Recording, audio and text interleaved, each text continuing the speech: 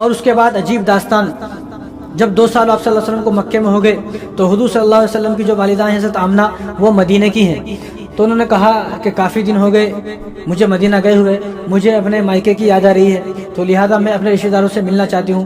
تو حضرت عبد المطلب نے اجازت دے دی کہ آپ چلی جائیں۔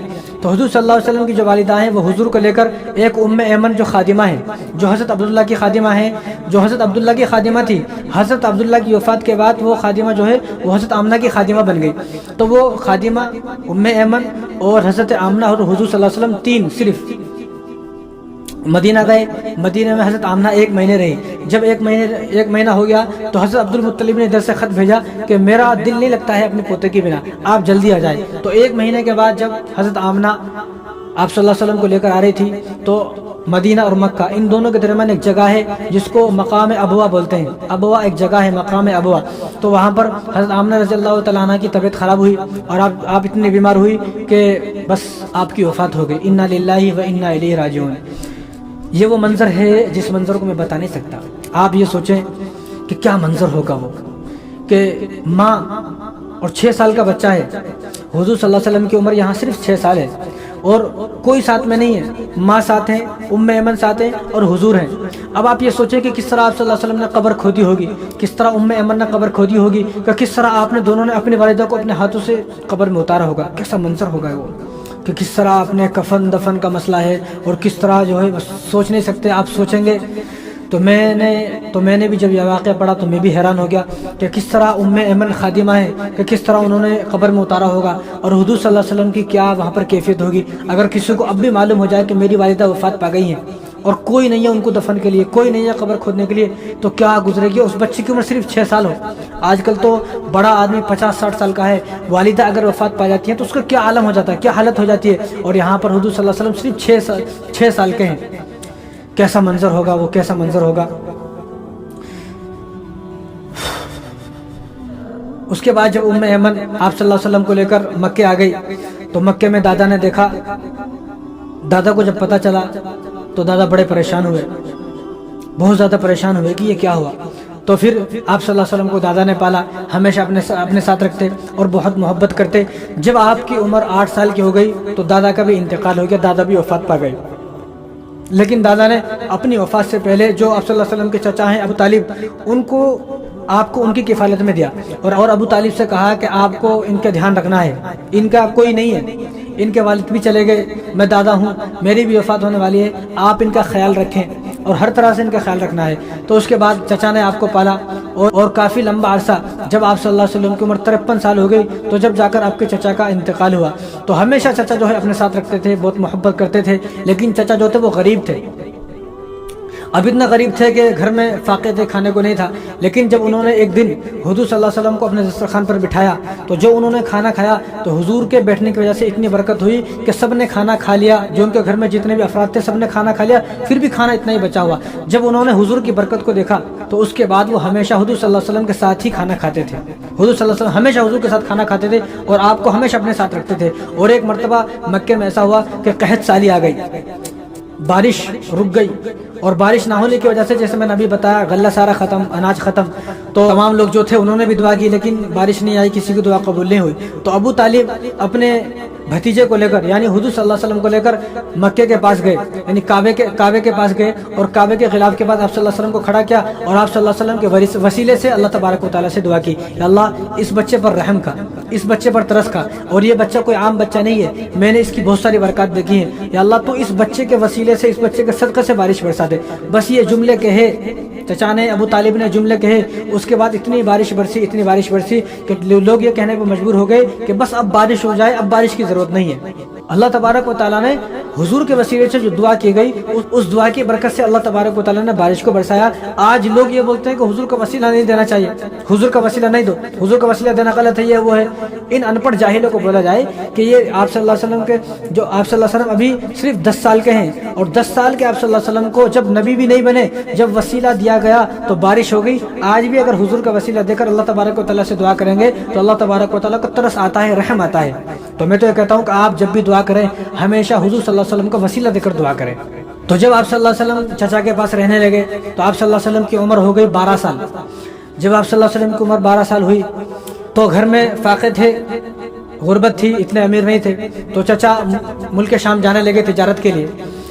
تو جب چچا جانے لگے تو حضور صلی اللہ علیہ وسلم جب وہ اونٹ پر بیٹھ گئے تو حضور صلی اللہ علیہ وسلم اونٹ کے سامنے آگے اونٹ کی نکیل کو پکڑ لیا اور کہا کہ میں بھی جاؤں گا۔ تو چچا نے منع کیا کہ بیٹھ کہ بھتیجے مجھے تم سے بڑی محبت ہے، میں ڈرتا ہوں کہ کہیں تمہیں میں باہر لے جاؤں، کہیں تم گم ہو جاؤ، کہیں تمہیں پکڑ لے، کیونکہ اس زمانے میں یہ رواج تھا، یہ دستور تھا کہ جو بھی اکیلا بچہ مل گیا اس کو پکڑ کر اس کو جو ہے بیچ دیا جاتا تھا، اب وہ ساری زندگی غلامی کرتا تھا، اس کو غلام کہا جاتا تھا، تو اس لیے ڈرتے تھے چچا۔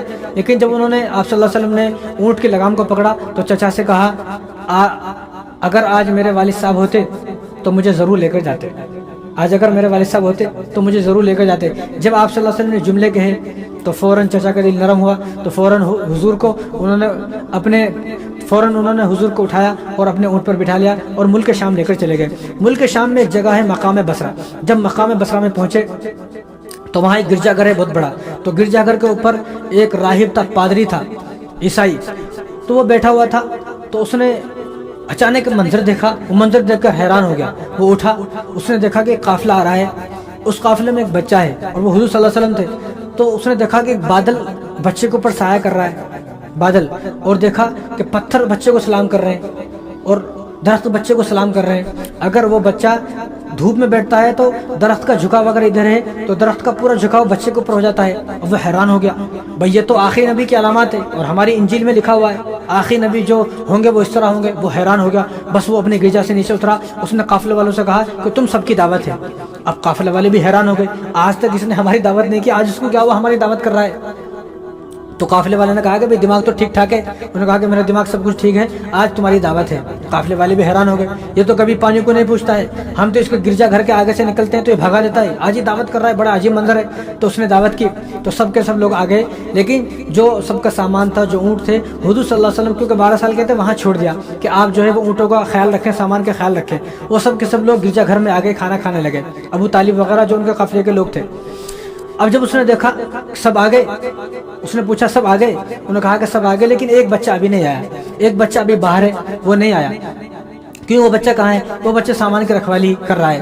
تو اس نے اپنے دل میں کہا یہ دعوت اسی کی وجہ سے تو ہے، اس نے اپنے دل میں کہا، اس نے کہا کہ نہیں، میں نے سب کی دعوت کی ہے، سب کو ہی آنا پڑے گا، اس بچے کو بلا کر لاؤ۔ تو ابو طالب نے کہا کہ بچہ اس کو بلا کر کیا کریں گے آپ؟ اس کے واسطے کھانا ہم یہیں سے بھیجا دیں گے؟ نہیں، اس کو بھیجاؤ، اس کو بلا کر لاؤ۔ تو ابو طالب جو ہے ایک اپنے غلام کو بھیجایا، وہ غلام آپ صلی اللہ علیہ وسلم کو لے کر آئے، تو اس نے فوراً آپ صلی اللہ علیہ وسلم کو پہچان لیا، اس نے فوراً کتاب کو دیکھا، کتاب کو الٹ پلٹ کے آپ صلی اللہ علیہ وسلم کو دیکھا، پھر کتاب کو الٹ پلٹ کیا، پھر آپ صلی اللہ علیہ وسلم کو دیکھا۔ اب وہ سب لوگ حیران ہیں کہ اس کو کیا ہو گیا، یہ تو آپ صلی اللہ علیہ وسلم میں کچھ زیادہ دلچسپی لے رہا ہے۔ تو وہ بھی حیران، دیکھنے والے بھی حیران، یہ بھی حیران، سب حیران۔ تو اس نے کہا جب کھانے سے فارغ ہو گئے تو اس نے کہا کہ اس بچے کا باپ کون ہے؟ تو ابو طالب نے کہا کہ میں اس بچے کا باپ ہوں۔ اس نے کہا کہ یہ نہیں ہو سکتا، ہرگز ایسا ہو ہی نہیں سکتا۔ بحیرہ راہب نے کہا ہرگز ایسا ہو ہی نہیں سکتا کہ اس بچے کا باپ زندہ ہو، میری کتاب یہ بتاتی ہے کہ اس بچے کے باپ وفات پا چکے ہیں، اور میری کتاب یہ بتاتی ہے کہ اس بچے کے والدہ بھی وفات پا چکی ہیں، والد صاحب اور والدہ دونوں وفات پا چکے ہیں۔ تو ادھر ابو طالب حیران ہو گئے، یہ کیا بات ہے، تجھے کیسے معلوم ہوا؟ تو ابو طالب نے کہا کہ آپ ٹھیک کہہ رہے ہیں، اس کے والد صاحب اور والدہ دونوں وفات پا چکے ہیں، میں اس کا چچا ہوں۔ تو ابو طالب بھی حیران ہو گئے۔ تو بحیرہ راہب نے کہا کہ اس کا کرتا اتارو، تو ابو طالب نے منع کیا، انہوں نے کہا کہ آپ ہاتھ جڑوائیں، اس کا کرتا اتاریں۔ تو آپ صلی اللہ علیہ وسلم کا کرتا مبارک اتارا گیا، تو آپ صلی اللہ علیہ وسلم کی یہاں مہر نبوت تھی، تو اس نے جیسے مہر نبوت کو دیکھا چیخ ماری اور فوراً آپ صلی اللہ علیہ وسلم کو گلے سے لگایا اور اس مہر کو چوما اور کہا کہ تمہارا یہ بھتیجا آگے چل کر نبی بنے گا، یہ اس امت کا آخری نبی ہے، ہماری کتابوں میں جو لکھا ہوا ہے اس کے مطابق بالکل وہ ساری چیزیں اس پر، وہ ساری پیشین گویاں اس پر فٹ ہوتی ہیں، اور یہ آخری نبی ہیں، تم اس کو آگے نہ لے جاؤ، میں عیسائی ہوں، مجھے پتا ہے یہ آخری نبی ہیں، اگر تم ان کو آگے لے گئے اور یہودیوں نے ان کو پہچان لیا تو یہودی ان کو قتل کر دیں گے، یہودی ان کو قتل کر دیں گے۔ تو فوراً ابو طالب کو بھی سمجھ میں آئے نبی کیا ہوتا ہے، تو ابو طالب نے پوچھا ہے نبی کا مطلب کیا ہے؟ تو بحیرہ راہب نے کہا کہ جس طرح عیسیٰ علیہ السلام تھے، ابراہیم علیہ السلام تھے، موسیٰ علیہ السلام نبی تھے، اسی طرح یہ بھی ایک نبی بنیں گے۔